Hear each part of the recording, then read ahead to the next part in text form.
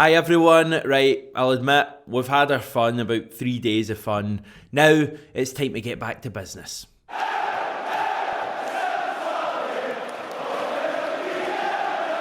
Tomorrow, Celtic face Motherwell. It's a huge game and it's going to be the only focus of today's video. No more looking back, we're just looking forward to a huge match at Fir Park. In fact, I'm going to make you a promise right now, I'm not going to mention that game that happened on Wednesday night at all in this video. That's my promise. Apart from the next wee chunk, which is quite literally to do with something that happened or didn't happen on Wednesday night. I am, of course, chatting about Kris Boyd, who is kind of the main news story at the moment to do with Celtic fans. There's a shock. Celtic said to be fuming at Boyd's comments, saying that Callum McGregor's face mask wasn't tested by Rangers players in the game in midweek. Let's do a wee recap of this story, what it's all about, what's been said, etc. Just in case you've been drunk for the last 72 hours, and who could blame you. Yesterday, in his Scottish Sun column, Kris Boyd said Callum McGregor played with a fractured cheekbone. The fact he managed to get through the 90 minutes without anyone testing out that face mask is another story, but his commitment to the team was tremendous. Celtic responded on Friday afternoon with a short statement, a tweet basically, saying, with regards to comments made by former professional footballer Kris Boyd concerning Callum McGregor's injury, we can confirm that the matter is currently being addressed by the club. I love the way they're pointing out that he's a former professional footballer, as if anyone doesn't know. That's just so typically Celtic, and in this case, absolutely brilliant. Now, I think this tweet/statement from Celtic and just the overall backlash from Celtic supporters seem to have forced Boyd into what I'm calling a climb down. It's certainly not an apology. Last night, again in the Scottish Sun, Boyd said, my Old Firm column in today's Scottish Sun appears to have irked some Celtic supporters. Therefore, I think it's right that I add some context and clarification to a reference I made about Callum McGregor. I wrote, the fact he managed to get through the 90 minutes without anyone testing out that face mask is another story, but his commitment to the team was tremendous. Some have taken that line to mean I wanted one of the Rangers players to intentionally try and hurt the midfielder. However, that is absolutely and, fancy word, unequivocally not the case. It was simply meant as a criticism of the Rangers players for their failure to get close to McGregor. Now that reads to me like more of a sorry you found this offensive rather than a genuine apology or even a retraction from Kris Boyd. Celtic are said to be unconvinced by this explanation. I don't really blame them at all. Kris Boyd is one of the most well-known pundits currently working in Scottish football. He is the main pundit of the Scottish Premiership's only live broadcaster, Sky Sports. He also obviously has this column in the Scottish Sun as well, and he cannot be condoning and even encouraging violence against a player who suffered a really serious facial injury, a fortnight ago. He should know much better. The emphasis there is on should, and it'll be interesting to see what happens from now. I think Celtic have dealt with this well, and the fans have certainly taken a lot of satisfaction from the way the club have dealt with it so far. Right, no more mentions of that game. I'm serious this time. Tomorrow, Celtic go to Fir Park, top of the Premiership for the first time since August. Ange doesn't think that this new status as the league's leaders will affect the team at all, and I tend to agree. My hunch, and it's only my hunch, and my hunch is very often out of step with reality, is that Celtic will kick on now. I think, suddenly our squad is looking much stronger. We've had a lot of big results lately, and we're only really missing Idiguchi, Turnbull and Kyogo now, and I think now we'll hopefully see Celtic kicking on. Beaton and Rogic are back for this game at Fir Park, while Maida is in contention to start too. But who are we playing? Well, Motherwell, but, we like to go a wee bit more in depth with our analysis on this channel. So last night, I caught up with Motherwell fan and Lanarkshire Live journalist Ben Banks for a chat about the Steelmen. Now, the Steelmen are having a good season so far. They're currently 4th in the league table ahead of Saturday's games taking place, but they haven't won a league match yet in 2022. So I started by asking Ben whether it's a good time for Celtic to be visiting Lanarkshire. It's a weird one because the performances, even though Mull haven't won post-winter break in 90 minutes, the performances actually aren't much different for the rest of the season. I think between maybe four, I think Hearts are obviously the above everybody in terms of outside of Celtic and Rangers for this season, but from 4th to 9th, I mean, the performances in teams are just so tight. I think there's maybe 5 points or something between them. So Mull's performances haven't actually, they've been good without being amazing this season. And it's sort of continued into this season. We've had a few shockers, like the 3-1 up at Ross County in the first game back was quite bad. Yeah. But the actual performance, again, wasn't too different for the 4-game winning run we were on at some point as well in the season. So I don't think there's ever a good time to play Celtic, and Celtic as well. I don't think Celtic should be fearing anybody playing anybody at the minute with the way they're playing. So yeah, it's it'll be interesting, I think, because I'm a big believer in the law of averages, and Celtic are on a crazy winning run and Mull are due a win. But that's probably heart rolling ahead a wee bit on that one. It's funny you mention that because there was a sequence of games about a decade ago, just over a decade, when Celtic beat Rangers 3-0 at Celtic Park, February of 2011, I think it would have been, and then I think the following weekend we went to Fir Park and lost 2-0. I remember Charlie Mulgrew had a shock. I think John Sutton ran rings round Virgil van Dijk and Fraser Forster. There's how time changes. Ridiculous, but that's what Celtic, from our point of view, that's what we've got to guard against, because it's happened in the past and we can't get too ahead of ourselves. I don't think we will, though. I think Ange is quite on top of that. How much of your recent form has been down to losing Tony Watt? I think a bit. I think in the first couple of games it was because there was a bit of bitterness when Tony Watt left to Dundee United, because I think it was he'd done the full pointing at the badge, kissing the badge thing. I love it here. And then he's away to Dundee United, and statistically over the last 10 years, Mull have finished a lot better than Dundee United in the league. Certainly not been to the Championship in that time. And yeah, I think you could argue Dundee United are a bigger club than Mull historically, but certainly in the recent years they haven't been. So the fact he went there to a direct rival, the club didn't really get that much of a fee for him either. But I think you have seen in the performances, Kevin Van Veen's now looked upon as our main striker, and he's going to make that final pass in the final third, and Tony Watt's not there. He's more of a creator, isn't he, than a Kevin Van Veen is a maverick type player. He's not the player you're looking towards to score 10, 15 goals. And I think you could probably argue Tony Watt wasn't that player either. But when you had two players that were scoring 10 goals a season, they sort of married up to make the one 20-goal a season striker, if that makes any slither of sense. But now you've cut off one, and you now are just left with Van Veen, who he misses 3 or 4 really good chances before he scores one. It's never a tap in with him. It's either 20 yards out or he's missing it from 2.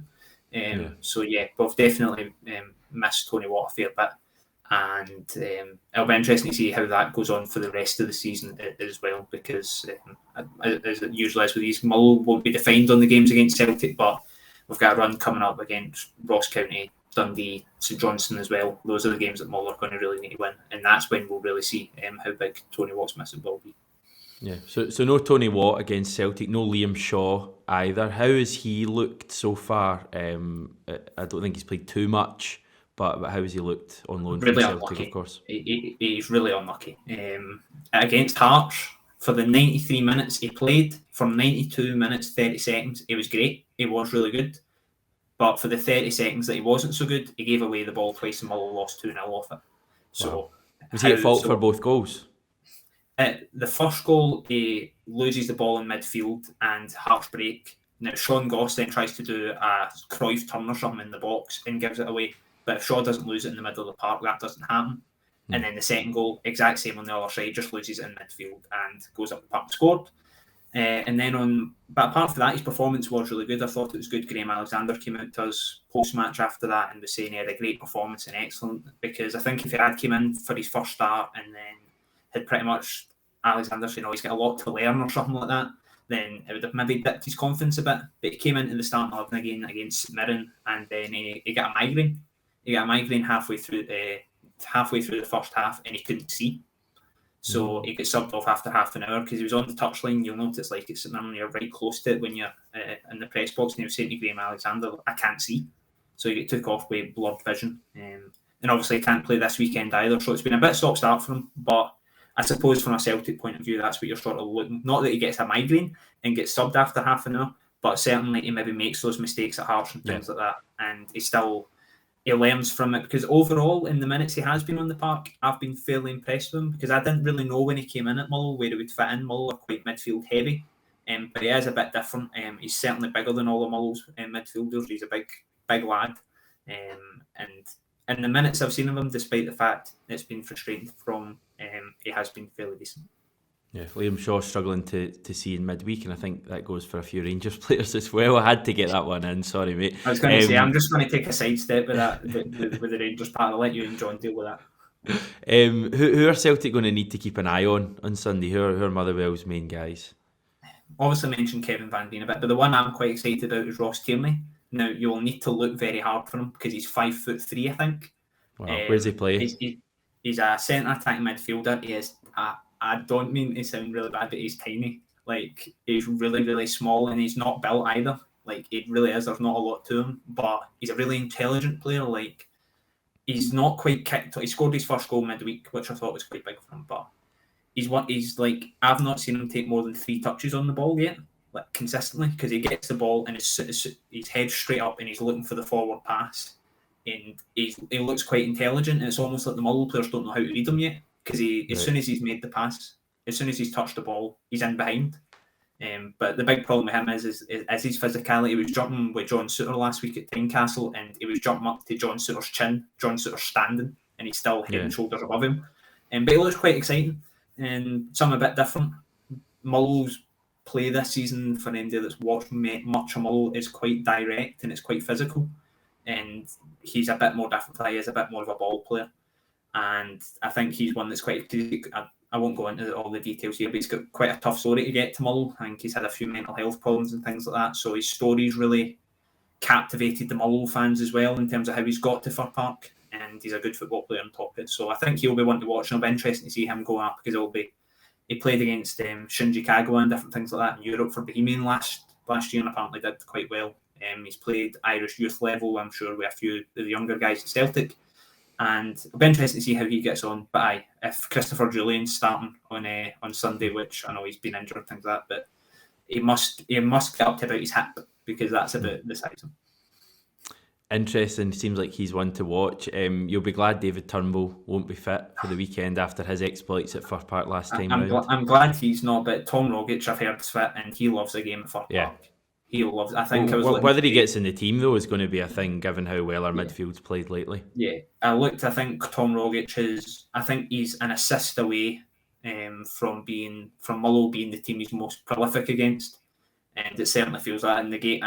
You obviously watch a lot more of Celtic than me. In the 2 games that I've properly watched Tom Rogic this season, I would say they're what you would expect from Tom Rogic, who's pulling strings in midfield. The goal in December was really good as well. So I think if he's starting, I think all Mull fans sort of see Tom Rogic on the team, so you just go, oh, here we go again a wee bit, because he has got previous. How's it going to go then? It's a tough one, Mull's been really good at home. Mull haven't lost at home since Halloween, which is the reason why we are 4th, if I'm going to be completely honest, because we've only won 2 away games all season. But it's a big test. I would say in the games against Celtic this season, Mull, while not being poor, haven't really been great either. I don't think in any of the games you've really thought, they're going to get a goal here, or they're going to get a draw, or they're going to get a win. I think it has just been a bit damage limitation, which isn't bad. It doesn't dent confidence all that much. But hopefully they do go into it with a bit of confidence. They do need a win. I think that much is clear. You don't want to go into, I think, the only win post-winter breaks against Morton. They needed a 120th minute goal from about 25 yards to scrape through in that. So all you can really hope for in these type of games for Mull is the team turns up and gives 100%, because ultimately, if players like Rio Hatate, Matt O'Reilly and things like that show up, then Celtic are going to win. That's just the basis of it. But if you're putting me on I won't sit fully on the fence. I'll probably go with a narrow Celtic win. I'll go 2-1. Good man, Ben. Thanks very much for your time and for that very favourable prediction right at the end. Moving onwards and to the predicted 11 segment for tomorrow's game at Fir Park. I am, of course, going with Joe Hart between the sticks. I'm going for Josip Juranovic at right back. I'm just going to sing that from now on. Cameron Carter-Vickers and Carl Starfelt in the centre, and Greg Taylor completing an unchanged backline at left back. Callum McGregor, I think, will play again with Rio Hatate and Tom Rogic in front of him. More on that in a wee second. I'm going for Liel Abada on the right wing, Jota on the left, and Georgios Giakoumakis through the middle. Now, Ange actually revealed yesterday that he had doubts over whether Matt O'Reilly would be fit to play in, some game recently because he had a wee knock. And I think that will probably see O'Reilly starting the bench tomorrow, given that we now have Rogic back. He's not a bad sub, of course, to have coming off the bench if the game is tight or even if we're ahead by a couple and really want to put it out of sight. Also on the bench would have Maida, Forrest, Doak, as well as potential attacking subs, the likes of Ralston and Beaton as well. So the bench is looking much stronger. We can make 5 subs. Remember as well, I think Maida off the bench could be an important sub tomorrow. I think it's Giakoumakis' kind of game tomorrow at Motherwell. A hunch I have, I'm having a lot of these hunches, is that away games may suit Giakoumakis better, the kind of games at Tynecastle, as opposed to the one we had against Dundee United last week. So I'm very much looking forward to watching the match tomorrow. I've not managed to secure a ticket for Fir Park. If anyone hears of any spares, feel free to hit me up on Twitter like the legends you are. But enjoy the game if you're going. If you're watching at home, enjoy it as well. We will have a reaction shortly after full time. And let's just hope that Celtic can kick on from that mesmeric 3-0 humiliation pumping against Rangers on Wednesday night. I just couldn't do it.